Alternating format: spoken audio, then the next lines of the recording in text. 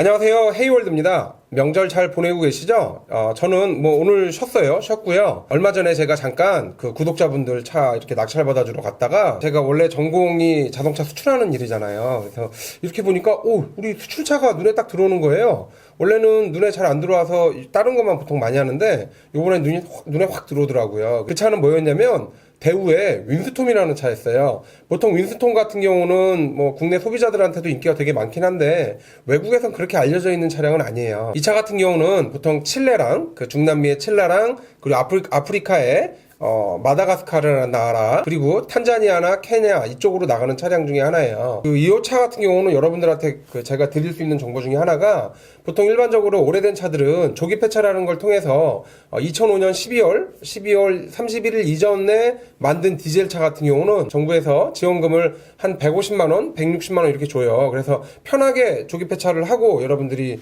나머지 이제 그 고철 가격을 받거나 이렇게 해서 판매가 가능한데, 이 차 같은 경우는 보통 2006년 이후로 생산된 차이기 때문에 조기 폐차가 안 돼요. 조기 폐차가 안 되는 차 같은 경우는 어떻게 해야 되냐? 수출로 보내야 돼요. 수출로 보내지 않으면 방법이 없습니다. 이 차 같은 경우는 나오면 거의 99.9%는 다 수출로 나간다고 보시면 되고요. 단 주행거리가 짧은 차 같은 경우는 내수도 되기도 해요. 제가 오늘 드리고자 하는 얘기는, 저 같은 수출업체는 이 두 가지를 보지 않습니다. 첫째는 주행거리를 절대 보지 않아요. 이 차가 키로수가 100만이든 200만이든 70만이든 50만이든 30만이든 25만이든 전혀 상관이 없습니다. 엔진이랑 미션 상태 좋고요. 외관 상태만 좋으면 전혀 문제 없어요. 그리고 두 번째는 뭐냐? 저희는 사고 유무를 보지 않아요. 이게 사고가 얼마나 크게 났었든 어떻게 됐든 앞으로 조금, 물론 이제 저속에서 앞으로 잘 못 가면 문제가 되겠지만, 앞으로 잘 가고 운행하는데 지장만 없다라고 하면 사고를 전혀 따지지 않습니다. 주행거리 묻지 않죠. 사고 따지지 않습니다. 이 차가 원래는 저희한테 와야 되는데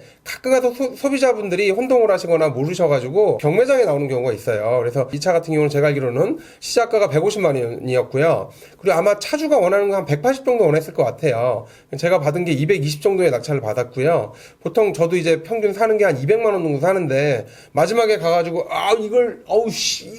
그래, 자존심 싸움으로 결국은 220까지 누르게 됐습니다. 그래 낙찰을 받았고요. 이 차는 이제 수리를 해서 제가 이제 저희가 아프리카로 보낼지 아니면 중남미로 보낼지 고민을 해야 되는 상황이고요. 보통 사는 금액은 200 언저리에서 사고요. 파는 금액은 한 300 언저리에서 이제 판다고 보시면 돼요. 여러분들 혹시 지인 중에 이런 오래된 디젤 차나 사고가 많거나 주행거리가 많거나 이런 차들이 있으면 저희 같은 수출업체들한테 연락을 하시면 되고요. 수출업체도 잘 정하셔야 돼요. 보통 굉장히 수출업체가 많은데 그 모든 수출업체가 이 차를 다 가져가느냐? 그러진 않고요.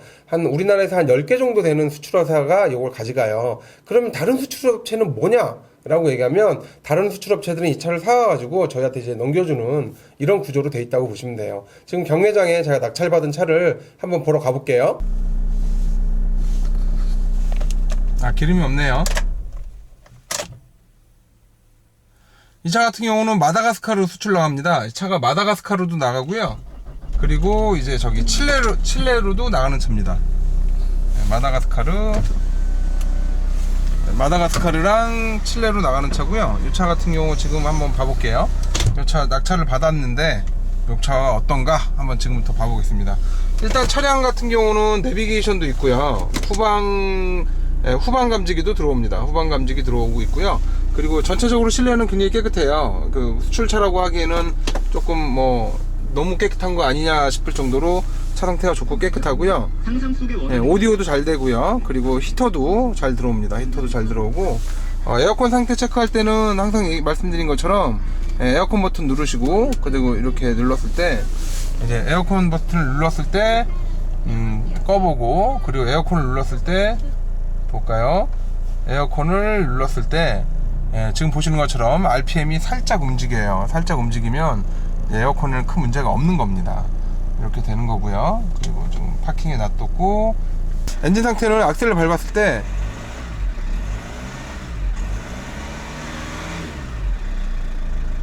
디젤차 치고 엔진 상태가 좋습니다. 아이들 시에 약간 떨리는 감이 있는데 요거는 조금 잡으셔야 될 것 같고, 그리고 기름이 없어서 그럴 수도 있어요. CRDI 엔진은 기름이 없는 거 굉장히 안 좋습니다.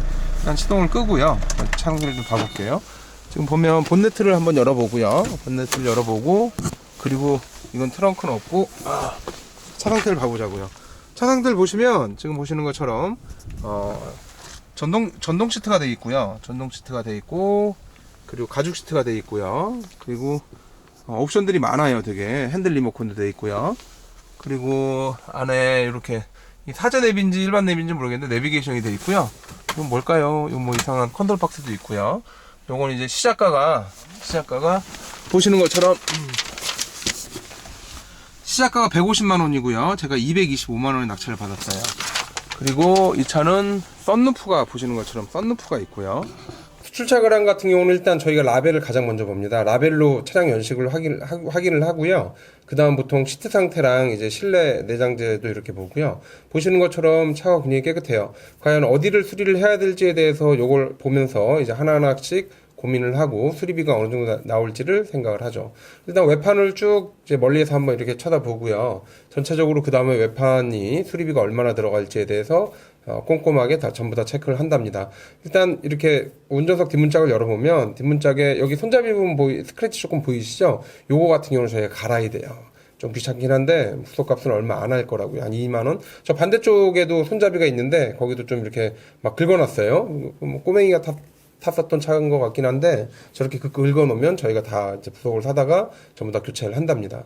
그리고 운전석 뒤텐다에 보면 여기 살짝 들어가 있는 거 있잖아요. 이거는 이제 뜨거운 물을 부으라는 뭐 그런 인터넷 유튜브에 그런 내용이 있긴 한데 저기 손으로 빵빵빵 때리든가 아니면 저거는 이제 조금 빼달라고 하면 빼주는 경우도 있고 해요. 그래서 전반적인 상태를 쭉 이렇게 봅니다. 알루미늄 휠도 괜찮은지 보고요. 앞에 뭐 라이트나 뭐 이런 이 앞에도 센서가 있어요. 연식은 좀 있는데 그때 당시 옵션이 좀 있었던 차 같아요. 굉장히 잘 나온 차네요 보니까. 그리고 쭉 외관을 둘러보면서 견적을 지금처럼 내고요. 앞바퀴 휠도 괜찮고 그리고 앞엔다 쪽도 괜찮고 다만 이제 사이드 미러가 저렇게 깨져 있어요. 폐차장에 가면 보통 2만원, 3만원 이 정도에서 저희가 시키거나 아니면 최근에 인터넷 G파츠인가? 그쪽 통해서 많이 시키기도 해요.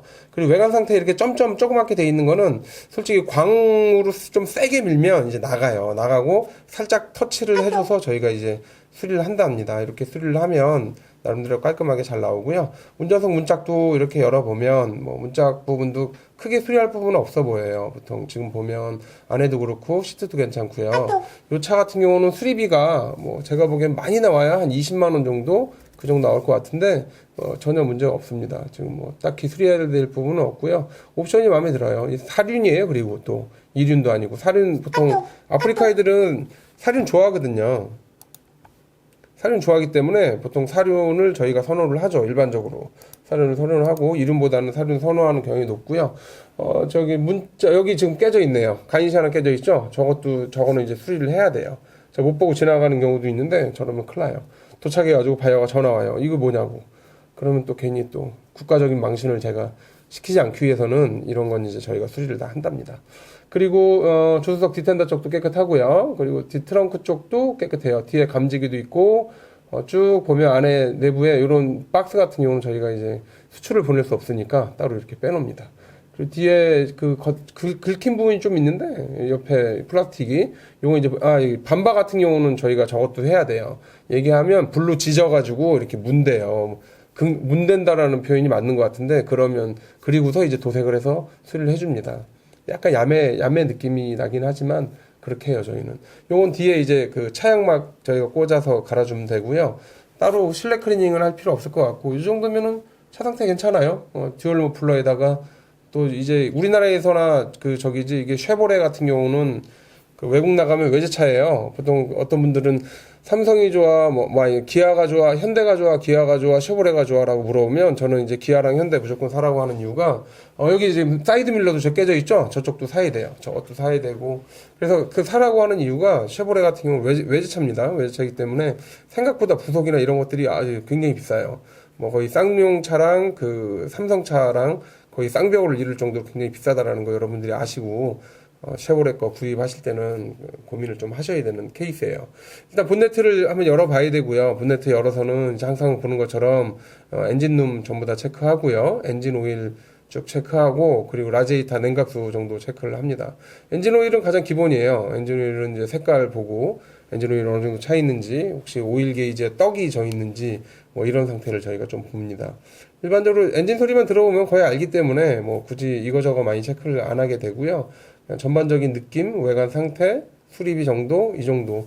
아까 말씀드린 것처럼 주행거리, 사고 이거 아예 보질 않습니다. 아예 보질 않기 때문에 여기 썬루프 체크리스트에는 아예 없는 거예요. 우리 직원한테 좀 없는 거고 가르쳐줘야 이제 되는데. 들어가서 썬루프 마지막으로 작동되는지 보지도 않았을 거라고. 마지막으로 이제 트렁크를 닫고 이제 트렁크 쪽도 쭉 한번 찍어 보고요. 그러면 이 영상을 제가 바이어한테도 보내주거든요. 바이어한테 난데 제임스인데 차 샀어 한번 볼래? 라고 해서 일단 보내줘요. 보내주고 수리를 뭐 할까라고 물어보면 이제 어디를 수리를 해서 보내자. 썬루프는 작동이 돼? 라고 물어보면 이렇게 썬루프 작동하는 것도 보여줘야 되고, 썬루프가 작동 안 하면 이제 두 가지 경우가 크게 있어요. 모다가 나가거나 아니면 양쪽 가이드레일이 플라스틱으로 되어 있는 게 있는데 그게 나가요. 그거는 가이드레일 그 플라스틱은 얼마 안 하는데 작업이 아주 더럽습니다. 천장을 다 뜯어내야 돼요. 저 한번 해봤는데 죽는 줄 알았어요. 이 차 같은 경우 후방 감지기가 있어서 바이들이 굉장히 좋아합니다. 좋아할 거고 선호할 것 같네요. 제가 보기엔 잘 팔릴 것 같고요. 그러면 다음에 또 뵐게요.